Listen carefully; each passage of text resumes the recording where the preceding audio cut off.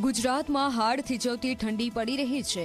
ગુજરાત તરફ ફંટાયેલા બર્ફીલા પવનોના કારણે તાપમાનનો પારો ગગડ્યો છે અને લોકો રીતસરના ધ્રુજી ઉઠ્યા છે। ત્યારે ગુજરાતમાં જાન્યુઆરી મહિનાના અંત સુધી ઠંડીનું જોર યથાવત રહેશે તેવી હવામાન નિષ્ણાંત અંબાલાલ પટેલે આગાહી કરી છે। ઉત્તર ગુજરાતના જિલ્લાઓમાં 15 જાન્યુઆરી સુધી ઠંડીની ભારે અસર જોવા મળશે। જો હજુ ઠંડીમાં વધારો થશે તો 2014નો રેકોર્ડ તૂટી શકે છે।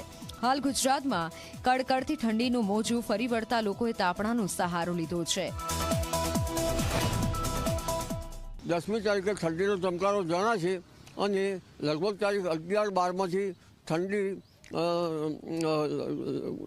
લગભગ ઘટતી જશે અને ઉત્તર ગુજરાતના ભાગોમાં તો ઠંડીની અસર વાદળો વચ્ચે છેક 15મી તારીખ સુધીમાં રહેવાની શક્યતા રહેશે, પરંતુ વાદળો આવતા ઠંડી ઘટવાની શક્યતા રહેશે અને તારીખ 14-15થી વાદળો આવવાની શક્યતા રહેશે।